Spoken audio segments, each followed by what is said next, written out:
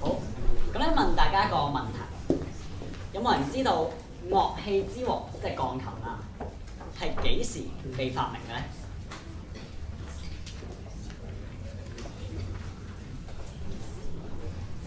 好啦，答案咧其實係喺1709年嘅時候咧，有一個意大利人發明咗鋼琴呢樣嘢嘅。不過當時嘅鋼琴咧，其實同現代鋼琴有少少唔同。咁喺當時呢一種嘅樂器咧，稱之為 harpsichord。咁咧直至不停咁發展啦，不停咁去改進嘅時候咧，就現代鋼琴咧就喺19世紀嘅時候咧正式面世，咁就改名做 piano。咁一樣嘢咧，即係隨住呢個鋼琴咁成熟嘅發展咧，越嚟越多嘅作曲家咧選擇去做一啲鋼琴嘅創作，而去即係冇咁多去做交響曲。咁咧亦都隨住呢一個趨勢咧，有好多慢慢衍生咗唔少嘅一啲好卓著嘅鋼琴演奏家。咁而當中咧有一位被譽為最偉大嘅鋼琴演奏家 Liszt 就係佢哋當中嘅其中一位。咁 Liszt 嘅一個鋼琴嘅造詣咧就非常之高啦。咁咧傳聞咧佢就一日咧練最少8個鐘頭琴嘅，而佢 sight reading 嘅能力咧更加係即係超乎常人啦。一啲人哋可能要彈幾個月先彈得成嘅歌咧，其實佢望一眼咧已經可以順住份譜嚟彈㗎。咁 Liszt 自己平時咧就好中意咧將一啲交響曲改做一啲鋼琴嘅歌，然後喺琴上面彈啦。咁而其中一首亦都係 Henry 將會為大家演奏嘅，就係 Liszt 改自 Gounod 嘅 Faust Waltz。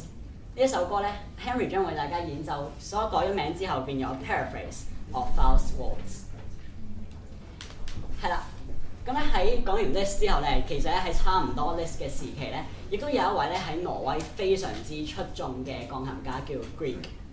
咁呢一位 Grieg 先生咧，咁就有個小故事嘅，咁就係話咧，佢喺20歲嘅時候離家出走，唔係，即係總之佢離鄉去追尋佢嘅夢想，唔係離家出走，係啦。咁咧佢追尋佢夢想咧，就去咗哥本哈根呢個地方。咁有一次咧，佢遇上咗當時最出名嘅作曲家 Gade。咁咧，然後咁我扮演一下啦。咁 Gade 同佢有個比較簡單而且都好有意義嘅對話。咁 Gade 咧就同佢講：阿 Grieg 啊，咁我想睇下你啲作品喎。咁阿 Grieg 咧就即係抄一抄褲袋啦，咁就冇喎，佢冇帶嘢，因為你無啦啦見到佢點會帶住份樂譜出街咧？咁跟住佢就我冇喎。咁阿 Gade 就望一望佢啦，咁然後就話：哦，咁你翻去作交響曲啦。